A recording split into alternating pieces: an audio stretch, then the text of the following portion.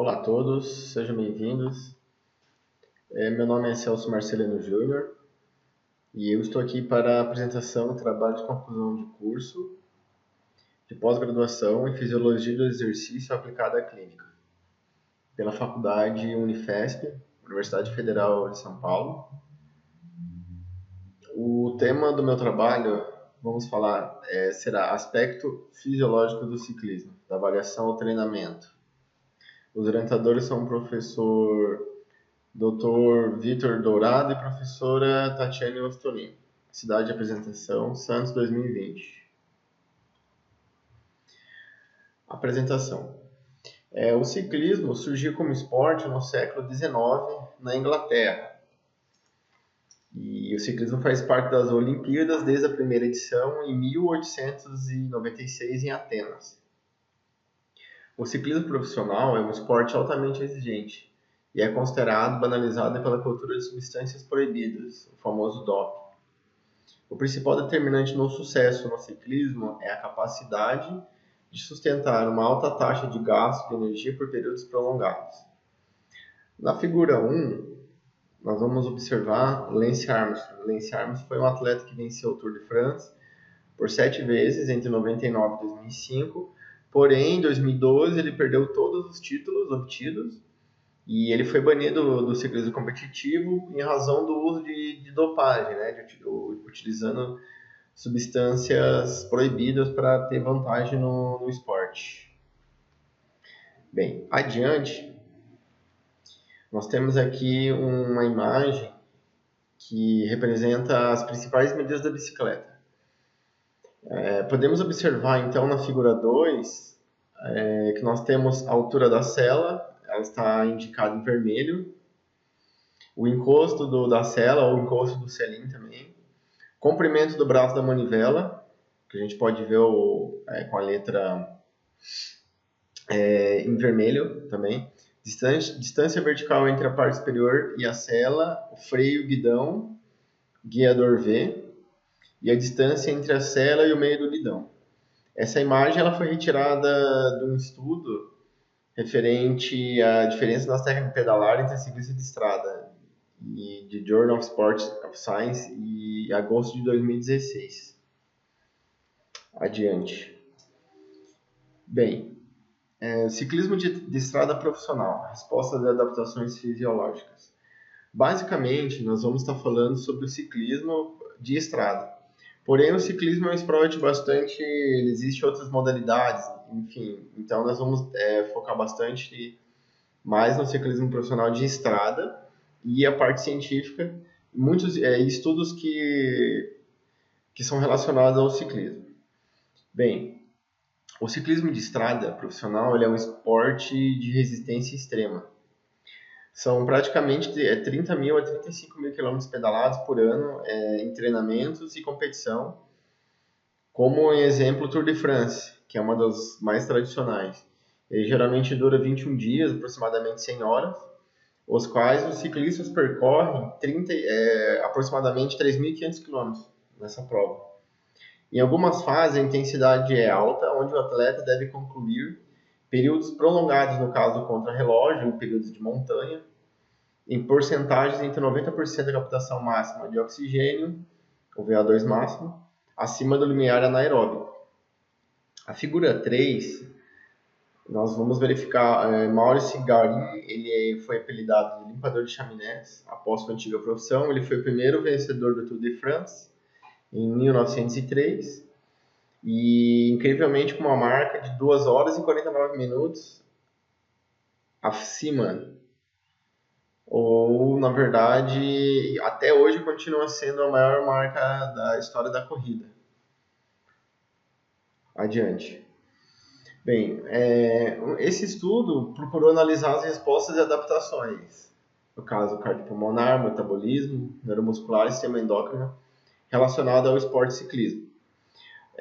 E o que os autores descobriram? Que o atleta profissional ele apresenta respostas e adaptações fisiológicas notáveis, sendo um sistema respiratório eficiente de altas intensidades, dependência do metabolismo de gorduras, com altas potências e várias adaptações neuromusculares, ou seja, uma grande resistência à fadiga. E na figura 4, nós temos o Chris Froome, que é um atleta britânico, vencendo o contrarrelógio individual, o ITT, no estágio 18 do Tour de France de 2016. O Chris Froome atualmente é o maior detentor de títulos vivo, ele possui 4 títulos do Tour de France e atualmente, devido à pandemia, teve suspensão do calendário de provas, mas tudo indica que ele deu uma reportagem atualmente que ele não vai se aposentar enquanto não conseguir o próximo título, completando aí 5 títulos. Bem, adiante. Fernandes Garcia quantificar a intensidade de 2 competições. No caso, ele quantificou a Tour de France e a La Vuelta, que é a volta da Espanha. 93 minutos no percurso plano e 123 minutos na etapa da montanha. Estavam acima de 70% do VO2 máximo. E a frequência média da volta e do Tour foi, respectivamente, 133 e 134 batimentos por minuto. O tempo gasto acima de 90% do VO2 máximo foi de 20 minutos, independente do tempo de estágio, sugerindo que a capacidade aeróbica limita o desempenho. E, bom, na figura 5 nós podemos destacar o atleta Simon Yates, ele foi vencedor da Volta da Espanha da edição de 2018, atualmente. Adiante. Conhecimento científico sobre o ciclismo. O objetivo dessa revisão foi fornecer maior clareza e entendimento sobre a natureza científica do ciclismo. Os resultados foram apresentados de maneira prática para aplicação direta ao ciclismo, fornecendo informações úteis para atletas, treinadores e cientistas do exercício, na prescrição de regimes de treinamento, protocolos de exercício e criação de projetos de pesquisa.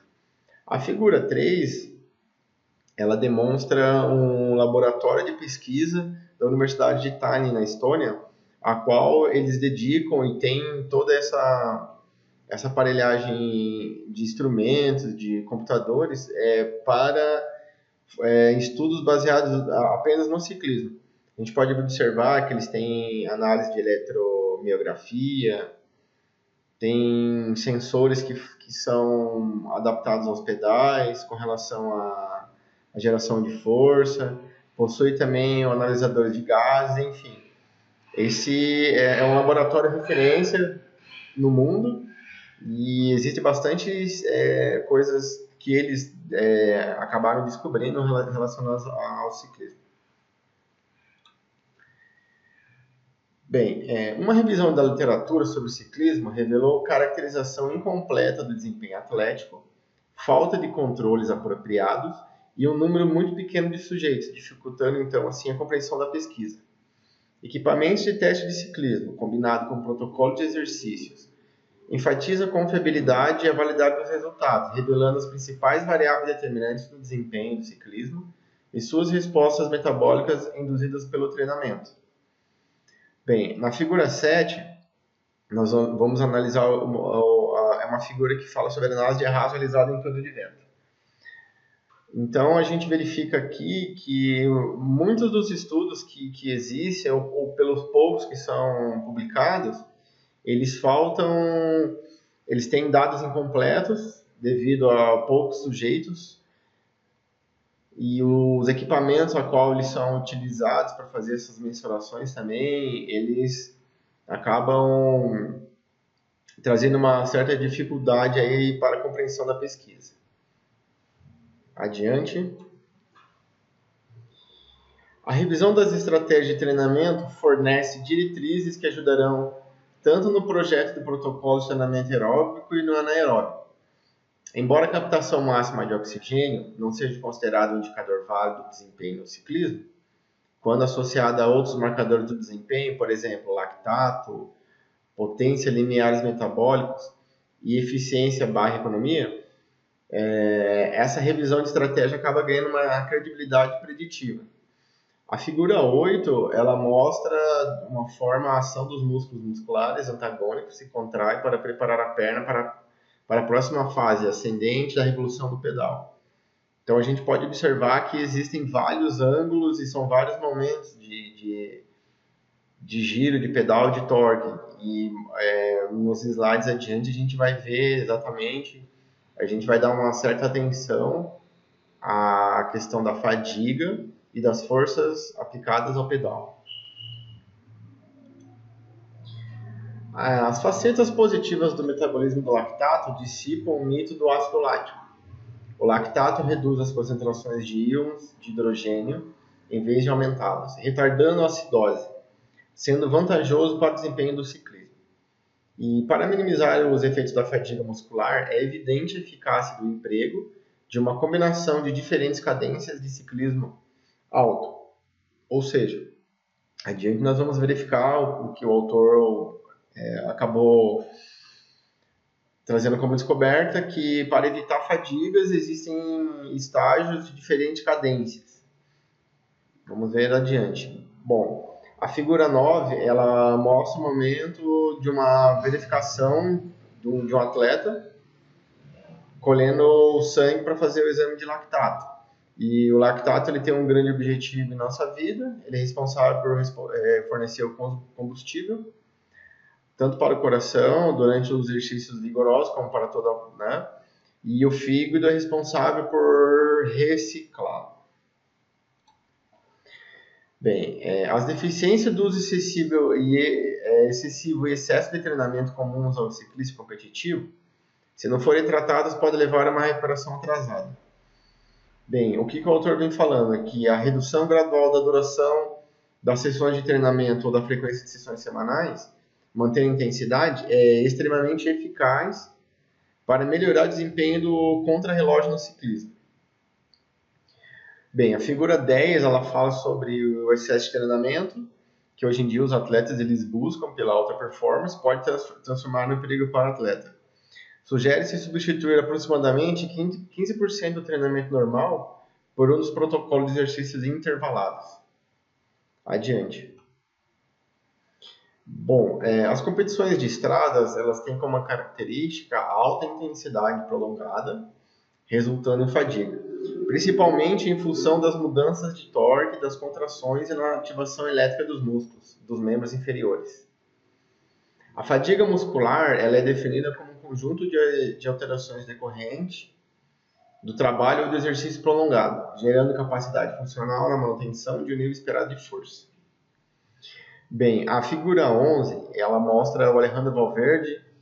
Ele é um ciclista profissional espanhol. Ele foi campeão de estrada, mundial de estrada em 2018.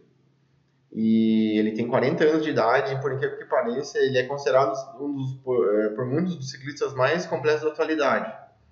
E ele é um exemplo, né, que geralmente a relação ciclismo, a relação banalizada, que o ciclismo é esporte só para pessoas jovens, isso aí a gente acaba vendo, né? E o Valverde, tanto o Chris Froome com 36 anos, eles são exemplo de atletas que estão no auge ou estão tentando sustentar, né, a profissão de ciclismo. Bom, há evidências a favor e contra o fato de que o sistema nervoso central constitui um sítio de fadiga.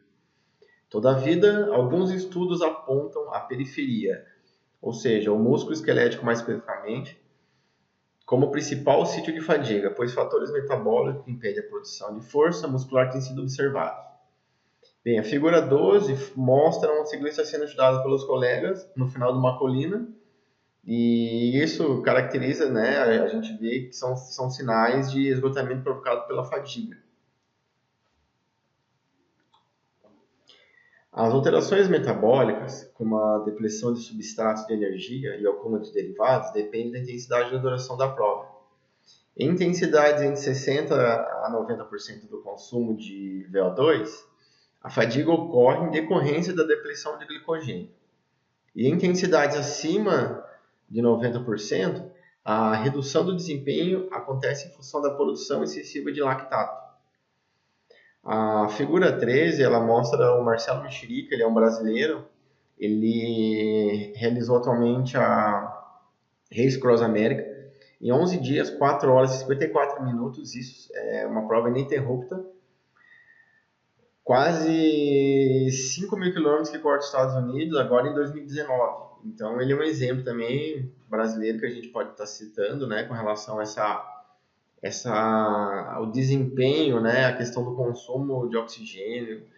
E a gente demonstra que a fadiga, nesses casos, a gente fica até meio assim, né, como é que o ser humano consegue chegar a um limite, né, no caso que nem ele chegou, quase 5.000 quilômetros.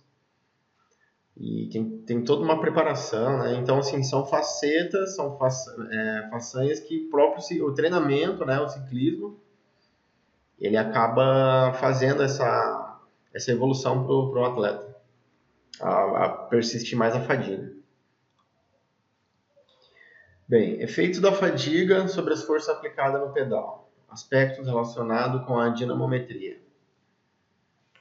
O estudo que inclui análise de força como causa do movimento, ela é chamada de cinética, e ela é medida por meio da dinamometria. A dinamometria ela tem sido utilizada para analisar a fadiga e através de utilização de células de cargas e dinamômetros isocinéticos, e tem possibilitando avaliar o índice de fadiga, calculando com a razão entre a força final e a força inicial do treinamento em resistência. E a figura 14 ela demonstra o Kinov. A Kinov é um software sueco desenvolvido não só para o ciclismo, mas é um aplicativo que ele tem sido um aliado com relação a análises de angulação, de ajuste de selinho, ajuste de pedalada, que também é mais um componente da ciência que é em benefício ao ciclismo. O uso de pedais instrumentados tem possibilitado registrar as forças aplicadas pelo ciclista durante a pedalada, com o objetivo de medir sua magnitude, orientação e técnica. Os estudos envolvendo análise de força descrevem o padrão do movimento da pedalada na tentativa de identificar a técnica empregada pelo atleta, otimizando assim a energia despendida. A figura 15 ela mostra um estudo, a ilustração tridimensional dos componentes de forças aplicadas na superfície do pedal, sendo Fx anterior-posterior, Fy ponto vertical e Fz médio lateral. Essa imagem foi retirada de um estudo do Rodrigo Bini. Ele é um estudioso que tem mais alguns estudos relacionados à força de magnitude do pedal que ele desenvolveu, e eu resolvi trazer para passar para mais uma ferramenta também ser utilizada com relação à aplicação de força no pedal e o treinamento propriamente dito. Orientação e magnitude das forças. A análise da aplicação das forças nos pedais durante a pedalada é parâmetro para a descrição do processo de fadiga e elucidar quais estratégias para manter a mesma carga quando estão sob condições de fadiga. Durante o processo de fadiga de uma prova de ciclismo, podemos apontar as mudanças na magnitude e na orientação das forças aplicadas no pedal, bem como seu aproveitamento, no caso, a força efetiva. A figura 16 ela ilustra os componentes de forças mensuradas no pedal no plano sagital no estudo de Rodrigo Bini e Carpes de 2014. Bem, considerações finais. A fadiga ela tem sido relacionada com a perda da técnica de pedalada e quantificada por meio das mudanças nos padrões de ativação elétrica muscular. A partir das forças aplicadas no pedal, magnitude e direção, é possível observar quais são as estratégias adotadas pelos ciclistas para minimizar os efeitos da fadiga. Bem, eu agradeço, muito obrigado. A minha fonte de pesquisa, de informações, foi o site do curso de Fisiologia do Exercício, junto com a Unifesp, a PubMed e o Journal Science of Cycling também, que foram essas minhas referências. E aqui as referências bibliográficas dos autores. Ok? Muito obrigado.